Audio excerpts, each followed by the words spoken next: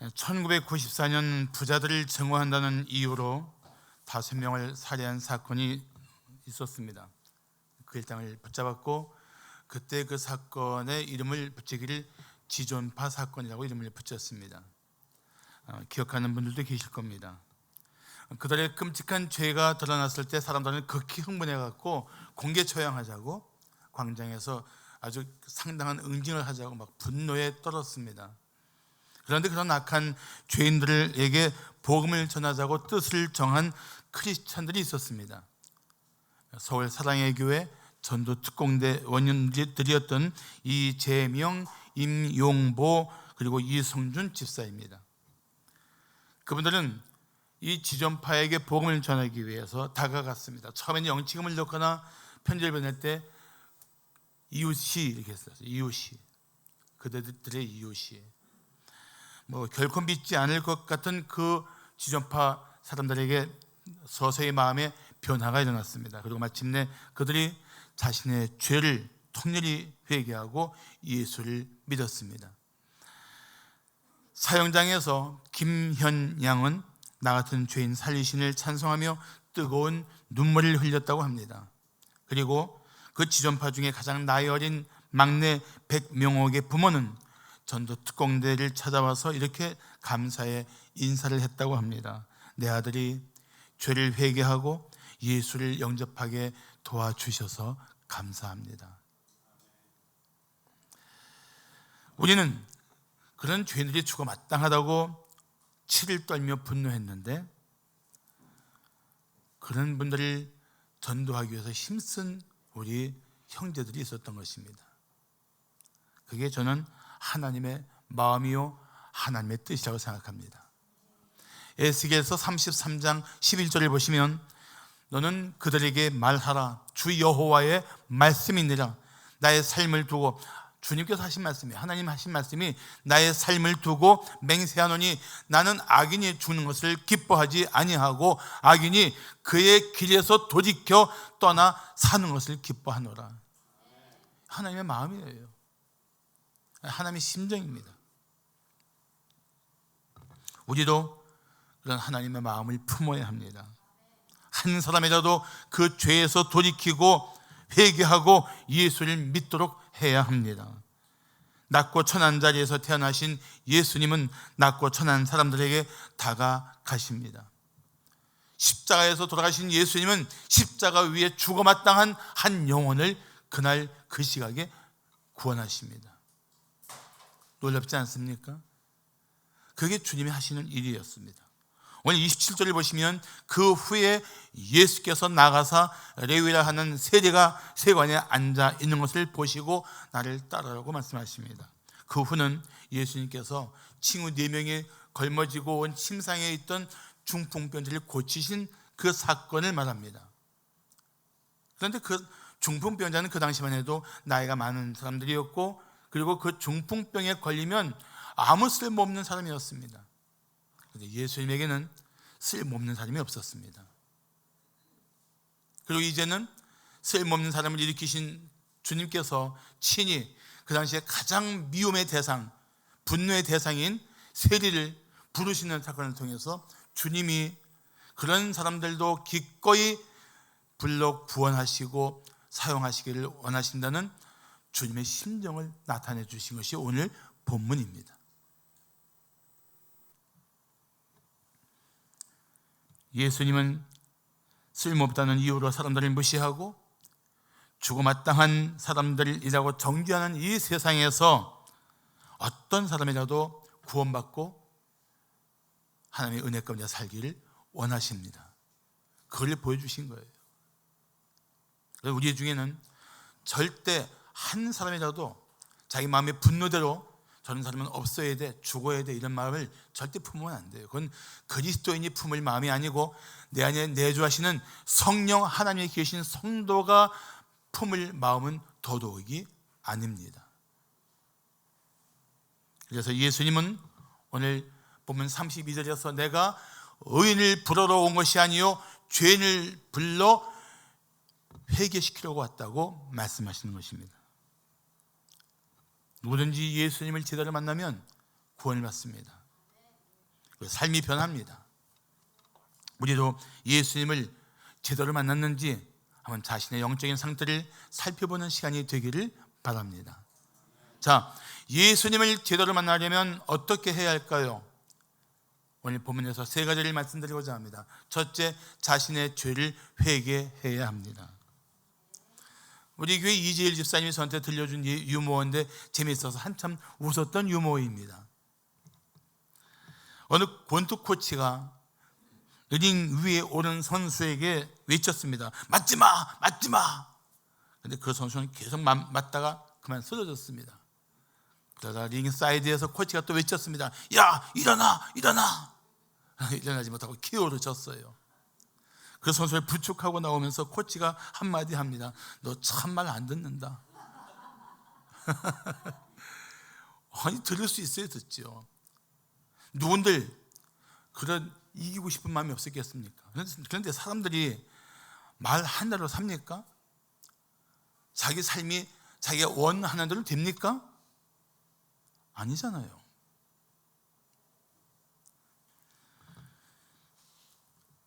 사람은 자기가 원하는 대로 살 수 없습니다. 오죽하면 사도 바울조차 이런 한탄을 했겠습니까? 내가 원하는 바 선은 행하지 아니하고 도리어 원하지 아니하는 바 악을 행하는도다. 사도 바울이 이렇게 탄식할 정도면 우리들 어떻게 했습니까?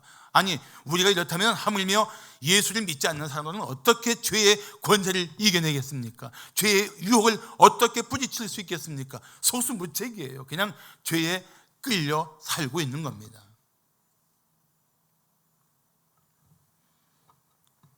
그렇다면 누가 하나님 앞에서 자신은 의롭다고 말할 수 있겠습니까?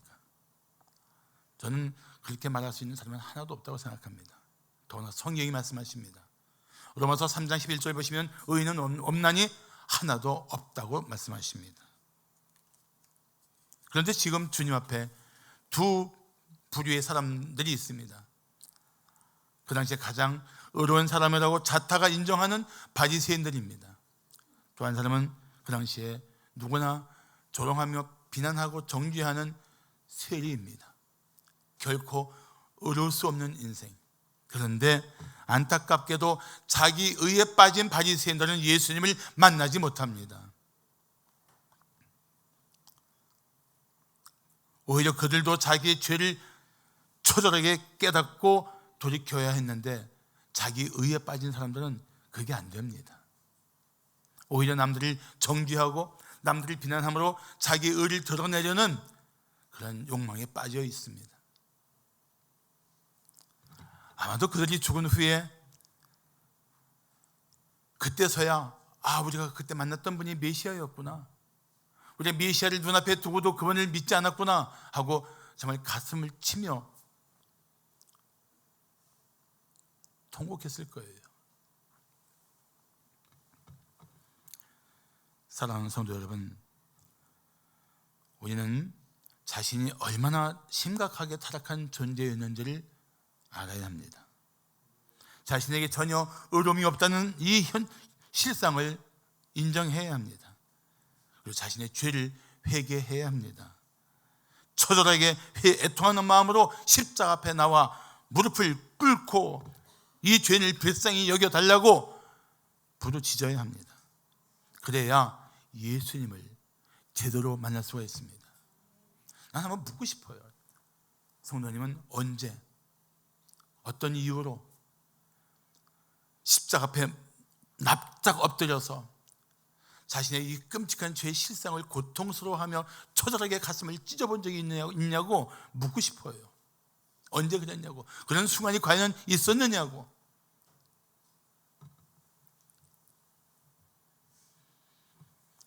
어떤 사람은 오히려 반박합니다. 내가 무슨 죄가 그렇게 많다고 자꾸 회개하라고 하십니까? 그런데 우리가 알아야 할 것이 있습니다.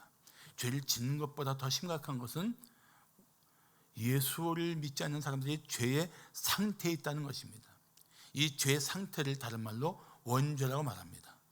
하나님과 단절된 상태, 하나님으로부터 생명이 끊어진 상태, 그래서 사망의 권세에 사로잡힌 상태, 그걸 말하는 거예요. 그런 상태에서는 아무리 마음에 소원이 있어도 선을 행할 능력이 없고 하나님을 찾지도 않고 찾으려고 하지도 않습니다. 우리는 죄를 지어서 죄인이 아니고 죄인이기 때문에 죄를 짓습니다. 우리 본성이 심각하게 타락했기 때문에 본성을 따라 살면 악한 짓을 할 수밖에 없습니다. 사람이 이렇게 어떻게 저렇게 악한 짓을 할 수 있는가, 정말 우리도 의아할 때가 있는데 그게 바로 인간의 실상입니다. 자신의 힘으로는 벗어날 수가 없어요. 그 죄를 이겨낼 수가 없습니다. 죄로부터 피할 길도 없어요. 결국은 마음으로 겁을 하면서도 결국 그 죄에 질질 끌려가서 살고 있는 것이 예수를 만나지 못하는 사람들의 실상입니다. 우리가 하루에도 얼마나 자주 같은 죄를 반복하고 있습니까? 마음속에, 우리 언어 속에, 우리의 행위 속에 얼마나 많은 죄들을 짓고 있습니까? 그런데도 죄를 인정하기 힘듭니까? 그거는 하나님의 도우심이 필요해요. 제 죄의 실상을, 내 비참한 이 마음들을 볼 수 있게 해달라고 기도해야 합니다. 예수님은 말씀하셨습니다. 내가 의인을 부르러 온 것이 아니요 죄인을 불러 회개시키려고 왔노라. 그래서 모든 죄인에게는 단 한 명의 예외도 없이 예수가 필요합니다. 인간이 죄의 길에서 돌이키려면, 그리고 그 죄의 길에 있는 모든 영혼을 사랑하시고 구원하시는 예수님을 제대로 만나려면 먼저 자신의 죄를 처절하게 깨닫고 회개해야 합니다.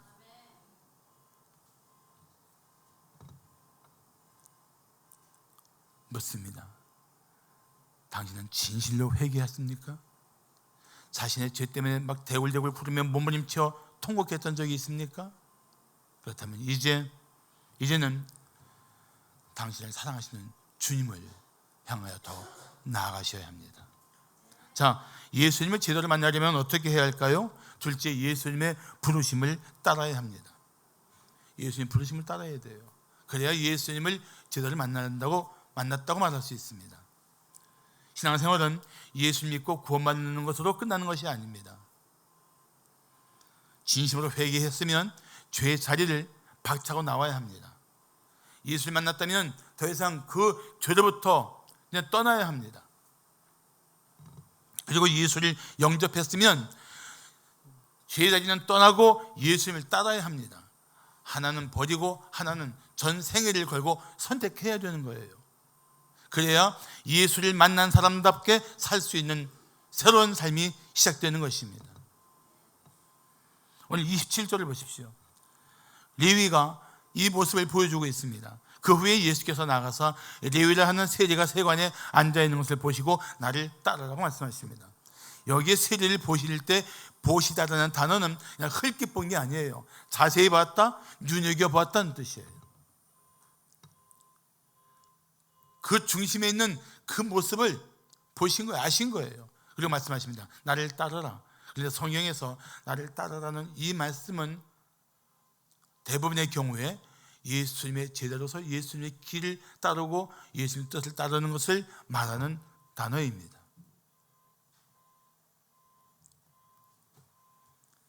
나를 따르라 하신 예수님 말씀 앞에 레위는 주저하지 않습니다. 모든 것을 버리고 일어나 따릅니다. 세리로서 세상에서 누릴 수 있는 그 모든 것들을 과감하게 다 내어버린 것입니다. 그런 결단이 가능한 게 놀랍지 않습니까? 제대로 만났기 때문이에요. 예수님을 제대로 만나면 그런 결단이 가능합니다. 어설피 만나니까 엉거주춤하는 거예요. 양다리 걸치게 하는 거예요. 세상도 좋고 주님도 좋고. 예수님의 제자로 살기 위해 자신이 누릴 수 있는 세상의 혜택은 포기하는 것이 그렇게 말처럼 쉽지는 않습니다. 그렇지만 세리의 자리를 바쳐고 나온 레위처럼 우리는 예수님을 따라야 합니다. 레위는 재물보다 예수님을 따랐습니다. 자신의 야망보다 주님을 따랐습니다. 모든 것을 다 버릴 만큼 예수님을 그는 자신의 모든 것을 걸고 따랐습니다. 이런 결단이 우리에게도 필요합니다. 레위는 히브리어로 이름한 것인데 헬라어로 마태라고도 하고, 이분이 바로 마태복음을 기록한 제자 마태입니다. 참 부끄러운 과거가 있었지만 자기 전부를 걸고 예수님을 따른 후에 그의 삶은 이렇게 바뀌었던 것입니다. 레위처럼 예수님을 제대로 만난 사람은 예수님의 부르심을 따르지 않을 수 없습니다. 교회를 다니는 것만으로 적당히 만족하지 말아야 합니다. 그러면 경건의 모양만 있지 경건의 능력이 없습니다. 예수님을 제대로 만난 사람은 자신의 죄에 대한 가슴 찢는 애통함도 있지만 이 세상을 사랑하고 이 세상이 전부인 것처럼 살 수도 없습니다. 이젠 변하지 않을 수가 없어요. 그래서 세상에는 그 무엇보다도 주님을 더 귀하게 여기고 오직 주님 뜻을 따라 살겠다고 결단하게 되는 것입니다. 왜요? 예수님을 제대로 만났기 때문에. 우리는 어떻습니까? 보잘것없는 이 세상의 유익을 포기하고 예수를 따르는 제자의 길을 꿋꿋이 걸어가고 있습니까? 때로 핍박을 받을 망정 믿음의 길로 담대하게 나아가고 있습니까? 한국교회 문제는 교인은 있는데 제자가 적은 거예요. 저는 우리 교회가 정말 예수님을 따르는 제자들로 더 영적으로 성장하고 성숙해 가기를 축복합니다. 마지막으로 예수님을 제대로 만나려면 어떻게 해야 할까요? 셋째, 사랑의 교제를 나눠야 합니다. 예수님과의 사랑의 교제, 예수를 믿는 성도들과의 사랑의 교제는 예수님을 더 깊이 만나고 그분을 더 깊이 경험하는 그런 아름다운 신앙의 기회가 될 것입니다. 예수님을 정말 제대로 만난 사람은 자신의 죄를 회개할 뿐 아니라 주 안에서 자신이 얼마나 사랑받는 존재이고 존귀한 존재인지를 알아야 돼요. 여러분, 그리스도인들은 밤낮 자기 죄만 통회하는 사람들이 아닙니다. 한편으로는 그런 나 같은 죄인을 사랑하신 하나님의 사랑에 감격하고 나 같은 죄인을 구원하기 위해 생명까지 내어주신 예수님의 은혜에 감동해서 그 마음에 사랑받은 존재로서의 자존감, 그런 귀한 헌신을 통해서 그리스도인이 된 이 아름다운 삶의 변화에 대한 자존감을 가지고 살아야 돼요. 그거 잃어버리면 안 됩니다. 주님 앞에서 나는 죽어마땅한 죄인입니다 라는 고백도 필요하지만 여전히 예수님의 놀라운 은혜를 받은 성도로 살고 있다는 삶의 고백도 있어야 한다는 것입니다. 우리는 여전히 죄를 지을 수밖에 없는 연약한 인생이지만 한편으로는 죄를 이길 수 있는 영적인 권세를 가진 하나님의 백성이기 때문입니다. 더구나 하나님은 우리가 이 땅에서 거룩한 존재로 살아가기를 원하십니다. 레위는 예수님 부르심을 받고 어떻게 반응해 줄 아십니까? 자, 29절을 보십시오. 레위가 그 다음 단어 보세요. 누구를 위하여? 이게 변화예요. 레위는 평생 사람들이 뭐라고 하던 수단과 방법을 가지지 않고 자기의 뜻을 이루기 위해서 돈만 된다면, 부유할 수 있다면 누가 뭐래도 나는 내 길을 가겠다고 그 길을 살았던 철저히 이기적인 사람이었습니다. 그런데 이기적인 사람이 예수를 만나고 나자 변합니다. 그 첫 번째 변화가 뭡니까? 내가 아닌 누군가를 위해 살게 되었다는 것인데 그 누군가를 위한 그 첫 번째 대상이 바로 예수 그리스도였습니다. 예수를 위하여, 나를 위하여 살던 이기적인 한 사람의 삶의 변화가 얼마나 분명하게 나타났습니까? 예수를 위하여 뭘 했습니까? 자기 집에서 큰 잔치를 했습니다. 그걸로 끝났나요? 아닙니다. 그 자리에 그는 사람들을 부르기 시작합니다. 세리와 다른 사람들을 많이 불러서 함께 앉아서 파티를 열었습니다. 자기만이 아니라 이제는 누군가 이 예수를 만나야 될 이웃들을 주목하기 시작하고 그들을 초청한 것입니다. 뭐라고 말했을까요? 우리 집에 와봐. 나 같은 사람을 사랑하시는 분이 오셨어. 너희도 사랑하실 분이야. 나를 기뻐하신 분이 오셨어. 너희도 오면 그분이 기뻐하실 거야. 가장 미움받는 한 가정이 갑자기 예수님을 모시고 천국 잔치를 벌린 아름다운 삶의 처소가 되었습니다. 놀랍지 않습니까? 예수님을 제대로 만나면 이런 변화가 없을 수가 없어요. 할렐루야. 그래서 나는 우리 교회가, 우리 성도들의 가정이 그렇게 주님을 위하여 그리고 이웃들을 초청하고 함께 그 주님을 만나는 이 은혜를 누릴 수 있는 그런 공동체가 되기를 기대합니다. 그래서 예수님과 사랑의 교제를 나누면 나눌수록 주님을 더 깊이 알게 되고, 주님을 알면 알수록 우리는 그분을 사랑하지 않을 수가 없습니다. 정말 예수님을 깊이 알면 알수록 그분을 위해 살고 싶은 마음이 안에서 용솟음 칠 수밖에 없어요. 그런데도 불구하고 이 레위의 아름다운 천국잔치 같은 일이 벌어지는 이 집을 향해서 비난하는 인간들이 있었어요. 누굴까요? 자, 보면 30절을 보시면 레위 바리새인과 그들의 서기관들입니다. 그들이 예수님께 직접 감히 묻지 못하고 제자들에게 묻습니다. 너희가 어찌하여 세리와 죄인과 함께 먹고 마시느냐? 아마 이 레위 마태의 집에 초대받은 사람들은 세리뿐 아니라 죄인들이라고 말한 거 보니까 별로 평판이 안 좋은 사람들인 것 같습니다.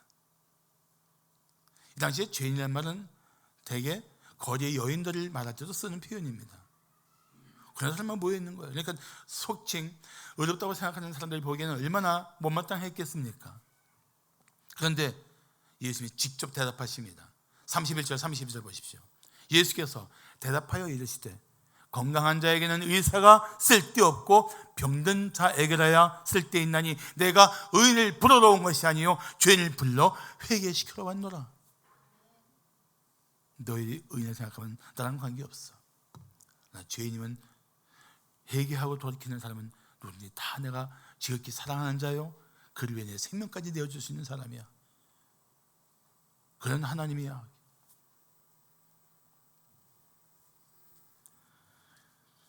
그래서 교회도 어떤 사람도 품어줄 수 있는 교회가 되어야 합니다.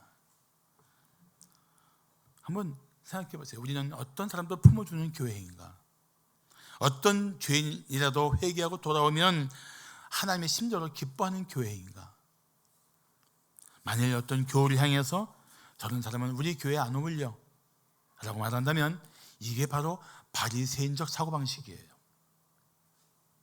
내가 받은 은혜는 잊어버리고 은혜를 받아야 할 사람을 정죄하는 것은 그건 정말 주님이 기뻐하실 일이 아닙니다. 우리는 바리새인적인 발상을 과감히 버려야 합니다. 연약하고 힘겨운 인생, 삶에 지친 사람들을 품어주어야 합니다. 주님이 생명을 바쳐 사랑하는 성도들을 사랑해야 합니다. 그러면서 사랑에 목마른 이웃들이 하나둘씩 우리 교회로 찾아오게 될 것을 기대합니다.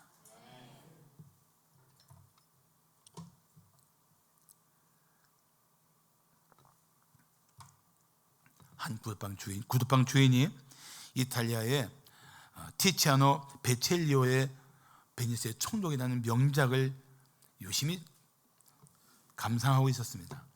한참을 바라보던 그 구두방 주인이 큰 소리로 말했습니다. 이 작품에 큰 흠이 있어요. 저 구두 솔기가 잘못 그려져 있습니다. 구두 전문가니까 그걸 보았겠죠. 르네상스 시대를 대표하는 화가의 유명한 작품을 보고도 구두방 주인이 지적한 것은 구두를 제대로 그리지 않았다는 아주 사소한 내용입니다. 교회론을 쓴 티아메르 토트라는 사람이 사용한 예화입니다. 그러면서 토트 박사는 이런 말을 했습니다. 교회 좋지 않은 모습에만 집중하는 사람들에게는 다를 바가 없다. 그러면서 이렇게 말했습니다. 교회 역사에는 많은 약점이 있다. 교회를 세우신 분은 흠이 없으신 예수님이시지만 인간인 우리는 약하고 허물이 많기 때문이다. 그러나 교회의 찬란한 역사의 빛에 약간의 그림자가 무슨 문제가 된다는 말인가?